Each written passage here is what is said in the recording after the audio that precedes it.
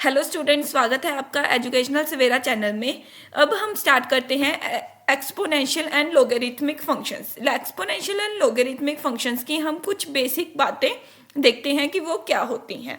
सबसे पहले है कि एक्सपोनेंशियल फंक्शन क्या होता है, कि एक्सपोनेंशियल में क्या ई रेस टू पर एक्स, ए रेस टू पर एक्स, बी रेस टू पर एक्स, मतलब कि किसी कांस्टेंट की पावर के ऊपर हमारा वेरिएबल पड़ा है, इसको हम बोलेंगे एक्सपोनेंशियल फंक्शन। ठीक है। जैसे कि यहाँ पे जो ई है, ई जो होता है हमारा एक इरेशनल नंबर होता है जिसको हम बोलते हैं या तो आइलर्स कांस्टेंट बोल देते हैं, ई को क्या बोलते हैं, आइलर्स कांस्टेंट बोलते हैं। ठीक है, और इसकी वैल्यू 2.14 समथिंग होती है।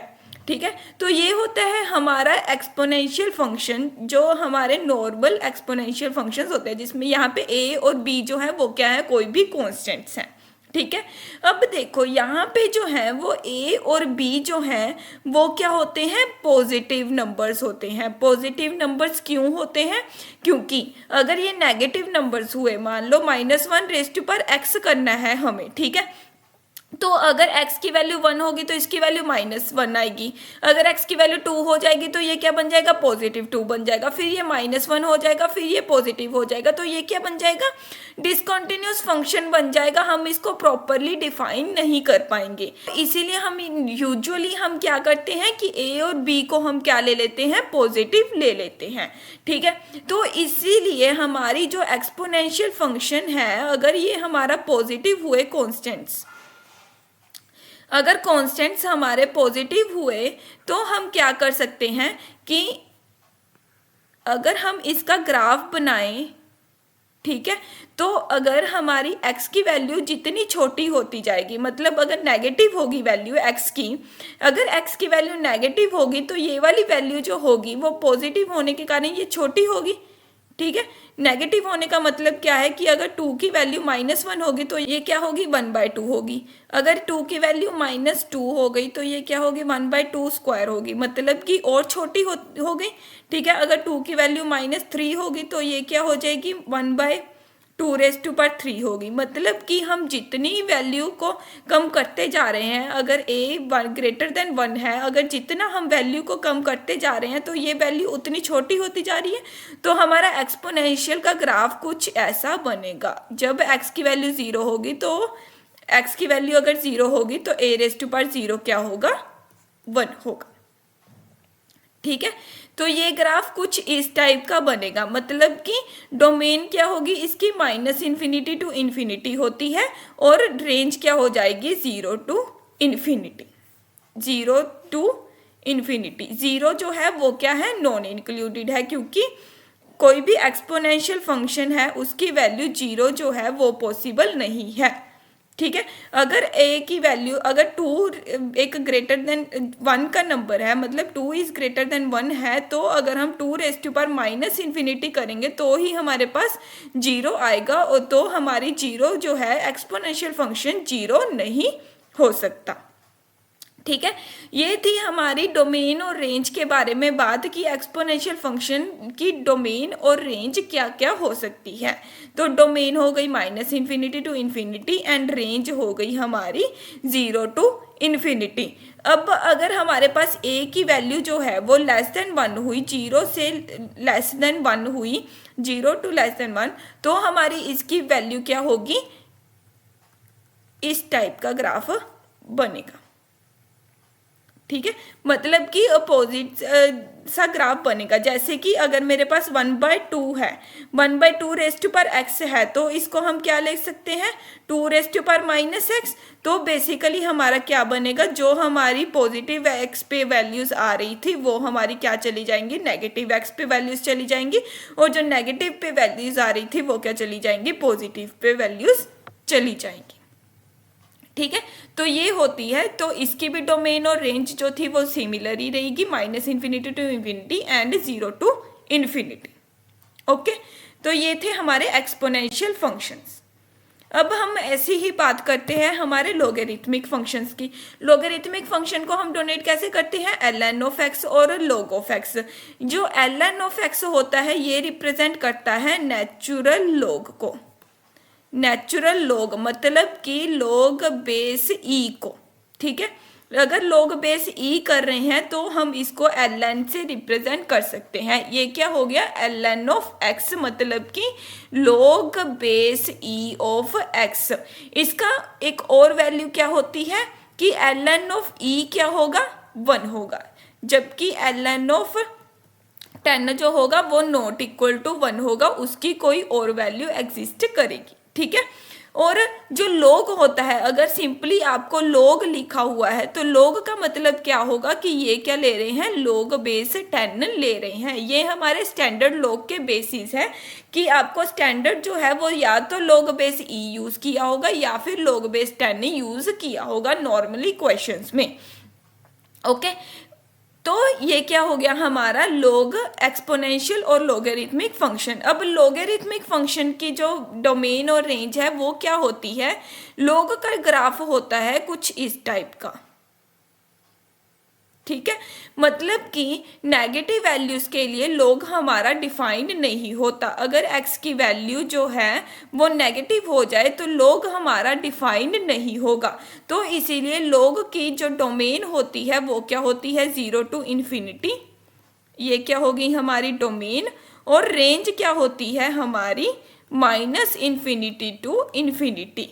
तो यहाँ से हमें क्या पता चला कि एक्सपोनेंशियल और लोगरिथमिक फंक्शन जो है वो एक तरह से एक दूसरे के इन्वर्स हैं, क्योंकि एक्सपोनेंशियल की डोमेन क्या थी, -infinity to infinity, and range क्या थी इसकी, 0 to इन्फिनिटी। ऐसे ही लोगरिथमिक फंक्शन की डोमेन क्या है, 0 to इन्फिनिटी, और रेंज क्या है, -इन्फिनिटी टू इन्फिनिटी, ठीक है।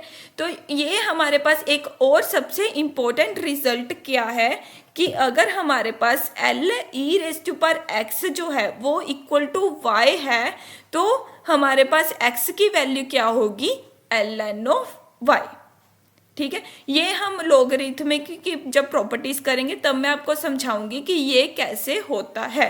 तो इस तरह से आप क्या कह सकते हो कि e(x) and ln of x जो है एक दूसरे के क्या हैं, इनवर्स फंक्शंस हैं, ओके। तो ये होते हैं हमारे एक्सपोनेंशियल एंड लोगरिथमिक फंक्शन की बेसिक प्रॉपर्टीज। ये प्रॉपर्टीज आपको आगे exponential equations and logarithmic equation solve करने में हेल्प करेंगी, तो इसीलिए इसको आपको गो थ्रू होना है एक बार। एंड नेक्स्ट जो है, नेक्स्ट हमारी क्या है, कुछ प्रॉपर्टीज एक्सपोनेंशियल और लोगरिथमिक के बारे में। सबसे पहली एक्सपोनेंशियल की प्रॉपर्टी क्या है कि अगर a(x) और a(y) है, मतलब कि दोनों का बेस सेम है। अगर दो बेस सेम को मल्टीप्लाई किया जाए तो हमारी जो पावर्स हैं वो क्या हो जाएंगी, ऐड हो जाएंगी। जैसे कि अगर 2(x) इंटू 2(y) किया जाए तो ये क्या बन जाएगा, 2(x) प्लस y। और अगर हम 3(3) इंटू 3(5) करते हैं तो इसको हम बेसिकली क्या लिख सकते हैं, 3(8), ओके।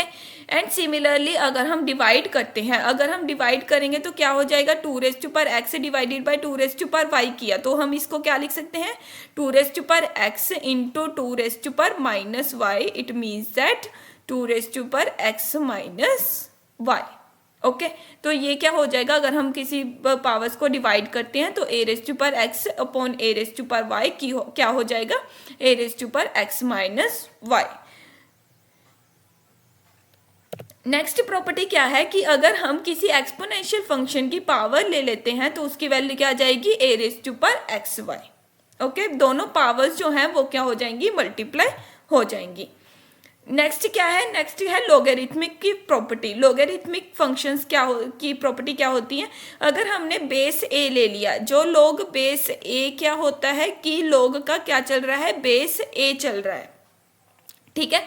log बेस a को कोई भी log बेस a ले लिया कि अगर हमने किसी प्रोडक्ट का, दो वैल्यूज की प्रोडक्ट का हमने log लेना है तो हम क्या कर सकते हैं, उसकी वैल्यू क्या हो जाएगी, log base a x plus log base a y, okay ऐसे ही अगर log बेस ए एक्स अपॉन वाई की वैल्यू निकालनी है तो उसकी वैल्यू क्या हो जाएगी, log बेस ए एक्स माइनस log बेस ए वाई। ये बेस ए लेने का मतलब क्या है कि ये किसी भी बेस के साथ वेरी करेगा। जैसे अगर हमने L N of X Y की वैल्यू निकालनी है तो इसके लिए भी ये ट्रू है, और अगर बेस 10 के साथ निकालना है तो बेस 10 के साथ भी ये चीज ट्रू होती है। नेक्स्ट प्रॉपर्टी क्या है हमारे पास कि log बेस ए और बी की वैल्यू क्या होती है, log base c b and log base c a. जैसे कि कई बार क्या होता है कि log बेस 2 3 की वैल्यू निकालनी पड़ जाती है हमें, तो हमारे पास क्या होता है कैलकुलेटर्स में सिर्फ या तो ln होती है या ln ऑफ या log ऑफ x होती है, या फिर स्टैंडर्ड जो log टेबल्स होते हैं वहां पे हमारे पास क्या होते हैं या तो बेस 10 का log बेस होता है या फिर एक्सपोनेंशियल का होता है, मतलब ln x का टेबल होता है। तो अगर हमें log बेस 2 3 की वैल्यू निकालनी है तो उसकी वैल्यू कैसे निकालेंगे, हम कोई भी स्टैंडर्ड बेस के साथ निकाल सकते हैं। अगर हमने c को 10 ले लिया, मान लो log बेस 10 की वैल्यू निकालनी है तो हम क्या कर सकते हैं, इसको log 3 बाय log 2 लिख सकते हैं। तो इसकी वैल्यू हम इस टाइप से निकाल सकते हैं। ओके इसको हम स्टैंडर्ड ई से भी निकाल सकते हैं कि log बेस 2 3 की वैल्यू क्या हो सकती है, ln of 3 divided by ln of 2। अभी ये आपका टास्क है कि आप इन दोनों की वैल्यू कैलकुलेटर से कैलकुलेट करो और देखो कि ये दोनों बिल्कुल ही सेम होती हैं, चाहे ऊपर log बेस 10 से कैलकुलेट कर लो चाहे आप log बेस ई से कैलकुलेट कर लो, ये वैल्यूज हमेशा सेम रहेंगी। मतलब कि अगर हम बेस को चेंज कर दें तो हमारी log की वैल्यू जो है वो डिफर नहीं करेगी।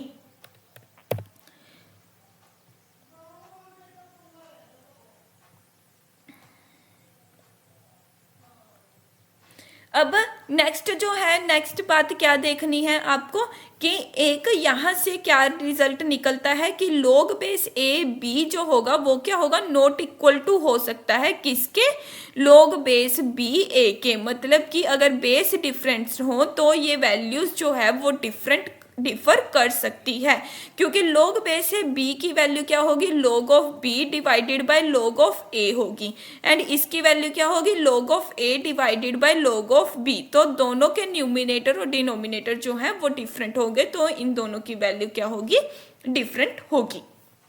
ओके अब नेक्स्ट क्या है कि अगर log base A B raise to पर एक्स की वैल्यू निकालनी है, मतलब कि पावर प्रॉपर्टी है log की, कि अगर log ऑफ हमारे पास 2 रेस टू पर 3 है तो वो क्या होगा कि पावर जो है वो आगे आ जाएगी, मतलब 3 log ऑफ 2 हो जाएगा।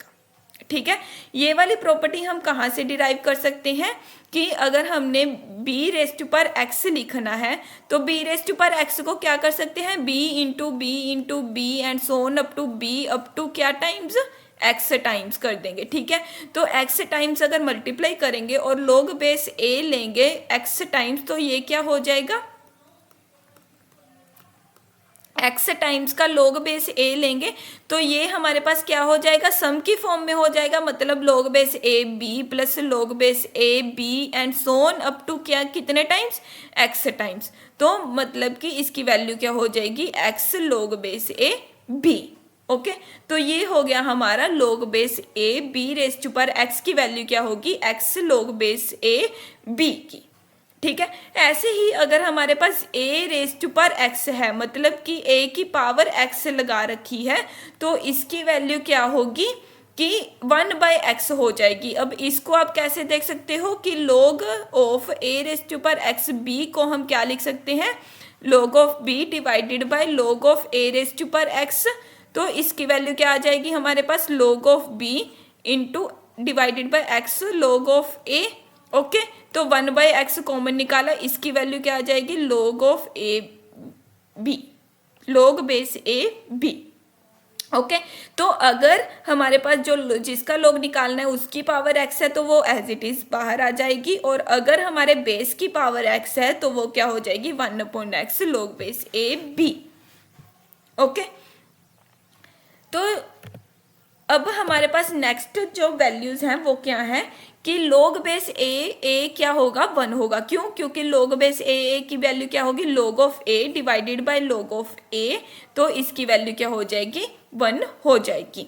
ठीक है, तो इसका मतलब क्या है कि अगर हमने log बेस 10 ऑफ 10 निकालना है तो वो 1 होगा, मीन्स कि log ऑफ 10 क्या होगा, 1 होगा। सिमिलरली ln ऑफ e क्या होगा, 1 होगा। क्यों? क्योंकि ln ऑफ e को क्या लिखते हैं, log बेस e, तो इसकी वैल्यू क्या हो जाएगी, 1 हो जाएगी। ये है हमारी स्टैंडर्ड वैल्यूज। कभी भी log ऑफ e को 1 मत करना। अगर हमारे पास यहाँ पे स्पेशली लिखा है कि log क्या है, नेचुरल log है, स्पेशली हमारे पास ये लिखा हुआ है कि नेचुरल log दिया हुआ है हमें, तो ही इसको 1 करना, अदरवाइज इसको हम 1 नहीं कर सकते। ठीक है। अब नेक्स्ट क्या है कि log बेस a 1 की वैल्यू क्या होगी, 0 होगी, क्योंकि log ऑफ 1 की वैल्यू क्या होती है, हमेशा 0 होती है, तो इसीलिए log बेस a की वैल्यू क्या होगी, 1 होगी। अब ये देखो, अब मैंने बोला था ना कि पिछली जो प्रॉपर्टीज हैं उनको यूज करके हम इनको दिखाएंगे। तो इसको दिखाने के लिए हम क्या करते हैं कि ई रेस टू पर x is equal to y है। ठीक है, तो दोनों तरफ log ले लो, नेचुरल log लो, ln of e raise to पर एक्स क्या हो जाएगा, ln ऑफ वाई हो जाएगा। तो x बाहर आ जाएगा, मतलब कि ln ऑफ ई क्या हो जाएगा, ln ऑफ वाई हो जाएगा। इसका मतलब क्या है कि x की वैल्यू क्या हो जाएगी, ln ऑफ वाई हो जाएगी। ठीक है, अब ध्यान से देखो कि हमारे पास अगर कोई भी एलिमेंट है, मान लो a रेस टू पर 0 है। ठीक है, a रेस टू पर 0 की वैल्यू हमेशा क्या होगी, 1 ही होगी। किसी भी अगर हम रियल नंबर को 0 पावर लेंगे उसकी, तो उसकी वैल्यू क्या होती है, 1 होती है। दोनों तरफ हम क्या ले लेते हैं, log ले लेते हैं। तो 0 इंटू ln ऑफ a क्या हो जाएगा, ln ऑफ 1 हो जाएगा। इसका मतलब क्या है कि ln ऑफ 1 की वैल्यू क्या होगी, हमेशा 0 होगी। तो ये यहाँ से कंडीशन हम डिराइव कर सकते हैं। ओके, अब मान लो कि अगर यहाँ पे आपके पास कोई सिंप्लीफिकेशन के लिए क्वेश्चन आ जाए।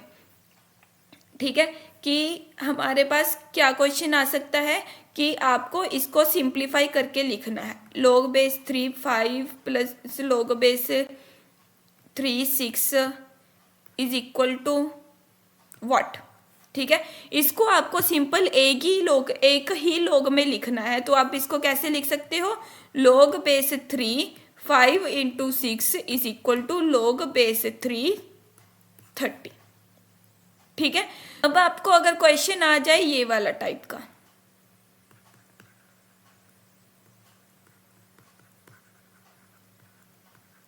ठीक है, इसको बोल दिया कि इसको सिंप्लीफाई करके लिखो। तो इसको सिंप्लीफाई करने के लिए आप क्या कर सकते हो, log 5 बेस 3 5 को लिखो log of 5 divided by log of 3, and similarly इसको लिखो log 6 divided by log 5, log 7 divided by log 6। ठीक है, तो इसके साथ ये कैंसिल हो गया, इसके साथ ये कैंसिल हो गया, तो इसकी वैल्यू क्या आ गई, log 7 डिवाइडेड बाय log 3। तो इसकी वैल्यू क्या आ जाएगी, log बेस 3 7। तो हमने इस वाली इक्वेशन को क्या कर दिया, सिंप्लीफाई करके लिख दिया। अब यहाँ पे एक ध्यान देने वाली बात ये है कि आप इसको सिंप्लीफाई करके लिख सकते हो, नहीं कर सकते। क्यों? क्योंकि यहाँ पे बेस क्या है 3 और यहाँ पे क्या है 5। तो इसको आप सिंप्लीफाई करके नहीं लिख सकते, क्योंकि यहाँ पे बेस जो है वो क्या हो गई, अलग अलग हो गए। तो इसको सिंप्लीफाई करने के लिए आप क्या कर सकते हो, यहाँ पे सिंपली ये वाला फॉर्मूला लगा के आप इसको फर्दर सॉल्व करोगे, तो आपके पास ये जो वैल्यूज हैं ये आपको कैलकुलेटर से निकाल के आप इसकी वैल्यू को निकाल सकते हो। ओके,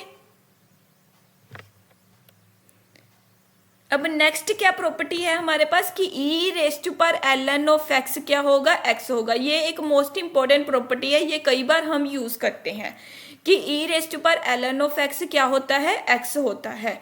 इसको हम डिराइव करने के लिए हम क्या कर सकते हैं कि ई रेस टू पर ln ऑफ एक्स को लेट कर लो कि इसकी वैल्यू क्या है, y है। ठीक है, दोनों तरफ क्या ले लो, natural log, take natural log on both sides. तो हम क्या करते हैं, ln of e raise to पर ln of x is equal to क्या हो जाएगा, ln ऑफ y। तो इसकी वैल्यू क्या हो जाएगी, ln of e ln of x बाहर आ जाएगा, क्योंकि ये सारी क्या होगी, पावर हो गई, और इसकी वैल्यू क्या हो जाएगी ln ऑफ y। अब ln ऑफ e की वैल्यू क्या होती है 1 होती है, तो ln ऑफ x किसके इक्वल आ जाएगा ln ऑफ y। कि log जो फंक्शन है वो क्या फंक्शन होता है 1 फंक्शन होता है, क्योंकि इसका ग्राफ कैसे बनता है कुछ इस टाइप का ग्राफ बनता है। ठीक है, हर एक x की वैल्यू पे हमारी एक ही वैल्यू लाइक करेगी, तो इसीलिए अगर ln of x is equal to ln of y है तो x इज इक्वल टू क्या होगा y के इक्वल होगा। इसका मतलब क्या है कि e रेज टू पर ln ऑफ x क्या हो जाएगा हमारा x हो जाएगा। ठीक है, तो हम इस प्रॉपर्टी को हम क्या बोलते हैं एंटी लोगरिथमिक प्रॉपर्टी भी बोल सकते हैं, कि अगर हमारे पास ln of x is equal to ln of y है और अगर हमने एंटी लॉग ले लिया मतलब e रेज टू पर ln ऑफ x और e रेज टू पर ln ऑफ y ले लिया, तो हमारे पास डायरेक्टली क्या आ जाता है कि x is equal to y आ जाता है।